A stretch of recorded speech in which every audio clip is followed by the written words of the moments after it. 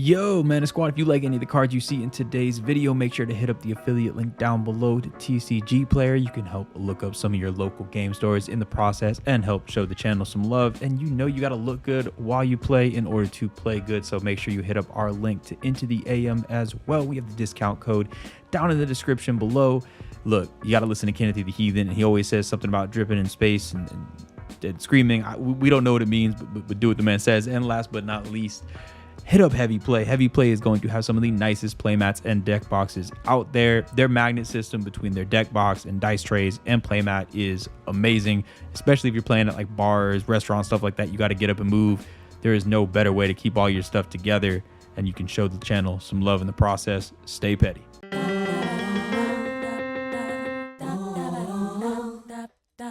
Yo, welcome back to One More Mana. My name is Derik, and today I want to talk about putting mini games into your commander decks.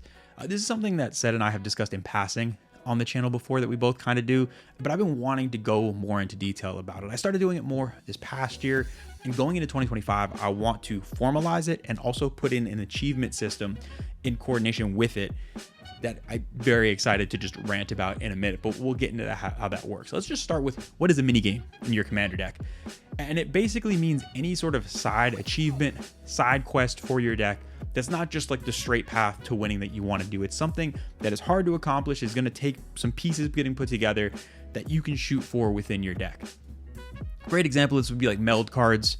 Putting together meld cards is an awesome kind of side quest to have where you got to work for it. It's not going to happen every game, and it doesn't directly win you the game, but it's something fun to shoot for. Another example might be in my Titania deck. I love doing whatever I could, whether it was progressing the game or not, for me to make sure I got Merit Lage out. It didn't matter if it sent me backlands, whatever it was. That was one of my big goals. And something I love about this is you can go for these side quests regardless of where you are in a game. You know, if you're stuck in a commander game and you're way behind and you just kind of feel, oh, it's no fun, or somebody's going off doing this, that doesn't stop you from trying to achieve your side quests. And something I love about that is it keeps you engaged in the games. It always gives you something to shoot for regardless of the state of the game. It's a really fun thing because for me personally, I'm not somebody who necessarily brews a ton of decks. I really love to focus on the decks I have, and I have, a handful of them. But sometimes with all the new product being released and all this, it kind of felt like I was constantly needing to upgrade those. I was thinking about what cards to add, and I spent so much time thinking about what the decks were missing that I wasn't as excited about just going back and playing them. That's kind of where a lot of this started. So what I want to do, and it's kind of a quick video, but I want to go through some of my favorite decks, what their side quests are, what those little achievements unlocked are, and what their achievement and upgrade path going forward is into 2025, and talk about how some of that works. So we'll jump into it with Sidisi Brood Tyrant. This is one of my longest standing decks, a deck that I always try to find different ways to spice up and come back to because I love this deck to death. No matter how many times I play it, I always want to play some version of it. I've talked about it before, but the whole purpose of this deck is to replay the spider spawning deck from Innistrad Limited. Side rank coming, Innistrad Remastered almost here, and I am so excited to yell about that for days, weeks. I'll be yelling about it into next year. I can't wait, but for now, we'll focus on the Sidisi deck. And really, it's super straightforward for this one. There is one side quest, there is one mini game, and it is to cast spider spawning as many times as possible. I love that about this deck.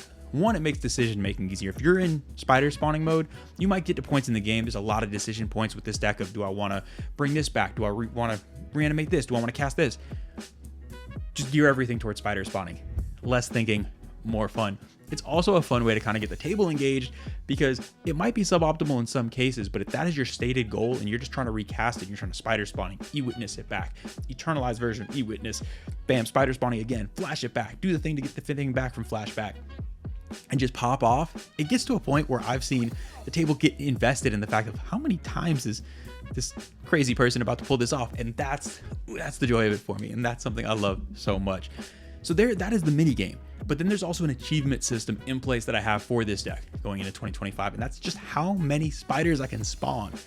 And so basically, I'm going to keep a total spider count for this deck as I play it in 2025 and have upgrades at each level. So these are tentative numbers for now. I'm going to kind of feel it out and see how it works out, but I kind of have an idea of once I create 50 spiders, I'll have a certain price level of upgrade I'm going to buy for the deck. 100 spiders, I'm going to get another upgrade. 500 spiders, another. And my yearly ridiculous goal would be to create 1,000 spiders this year. If that happens, I'm gonna pick up a masterpiece, some sort of expedition, something super fancy and beautiful that this deck has earned.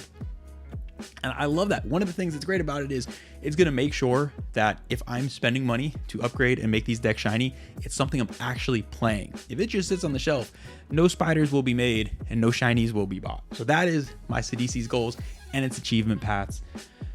I hope to spawn many a spider and see how this goes. Another deck that I'm going to be doing this achievement system for this year is the Jolly Balloon Man. This is no surprise. I cannot stop ranting about this deck. I've done videos and yelled about it in just about every video this year. This deck has quite a few different little mini games in it and a few different side quests to always keep me entertained. One, it has the hand wire meld combination. That's just, if there's a meld combination available in certain colors, I'm going to put it in. I just can't help myself. This is a great one. Synergizes with the deck, and it's always a fun kind of like side thing to do to get things popping off and make the writhing township appear and be beautiful. Another one that I love about this deck, and this is just shows that you can kind of have these mini games be like outside of game actions. Another mini game for this deck for me is just drawing. This is straight up, I want to make balloons so I could take my, shout out to Infinite Tokens, take my Infinite Tokens out and draw balloon versions very poorly of whatever I'm making. I found with decks especially, whether it's the Scarab God or Jolly Balloon Man, where you're making these unique tokens, taking the time to make ridiculous drawings on your Infinite Tokens is the most fun part of the deck. Again, it gets the table engaged because now all of a sudden everybody wants to see what kind of mess you're about to try to put on the paper. You can even let people guess which one of your creatures you're trying to copy and draw on this, because if you're like me, it's going to be a struggle to figure out which one it is. And it basically makes it like you're playing like Drawful or something within the Commander game. It's a whole side quest, whole side hobby. And when you're playing with friends, trying to have a good time, it really just brings good vibes to the game. So those are like my side quests and my little achievements that I want to do when I'm playing this deck to kind of keep me entertained, despite the fact that I might play it 30 times in a row. Now, the upgrade path for this one is going to be a little different. The upgrade path that I have in mind for the Jolly Balloon Man is I want to make as many unique balloons as possible. One, stops me from just copying the same creatures every game, but two, this makes it exciting with I have certain threaten effects in the decks and all this where I'm making copies of my creatures, opponent's creatures, all the things. So my upgrade path for this is when I reach 10 unique creatures, the deck will get a certain upgrade. 20, another, and then 30, I think is the top goal for this. If I can make 30 unique balloons this year, something shiny and beautiful will be put into the Jolly Balloon Man deck. Again, maybe adjust it as I go. I want to make these hard to achieve goals for this year, but that's great. I'm like, especially if I draw some ridiculous tokens, I can get little pictures of it, track it. And it's just a fun thing. And as I look back throughout the year, I can remember all the ridiculous tokens I made and all the insane things that I turned into balloons throughout my year. And now the last one, for this year, I'm just doing 3 decks. I want to see how it goes. It's a lot to track. We'll see how it goes. The last deck that I have my mini games and achievements for this year is going to be my Megatron deck. This one, again, has some straightforward side quests. I want to meld Mishra. I have the 2 meld pieces, no tutors for them. Let's go. I want to see how it goes. I want to get these out as much as possible and just meld Mishra every chance I get, regardless of what else is happening in this game. Because, like, you think of just Mishra and Megatron broing out and doing all types of awful villain things. I couldn't want anything more. It is great. Another minigame achievement I have for this, I want to make Merit Lage the fairway. This deck is all about producing a ton of mana. I want to see how many times I can bring out Dark Depths, pay all 30 mana to get Merit Lage out. I forget the cheating, forget the, oh, copy, bam, it's there. I want to pay. I want to pay my fair share for it and see how many times I can do that. And it's just a great mana sink. And who could be bad if you actually spend 30 mana to get a Merit Lage out? And then the last thing that I want to do that's kind of like a side thing that I'm tracking for this is I want to track my KD. Someone who grew up playing a ton of Call of Duty and was terrible at it and could never get over a 1 KD. This is my chance. What I mean by KD now is Megatron effectively takes your artifacts and pew-pews them at all the opponent's creatures. I'm going to track how many kills Megatron gets versus how many times my opponents remove Megatron. And over the course of a year, see if this is finally something that I can have a positive KD in. I doubt it, but we're going to find out.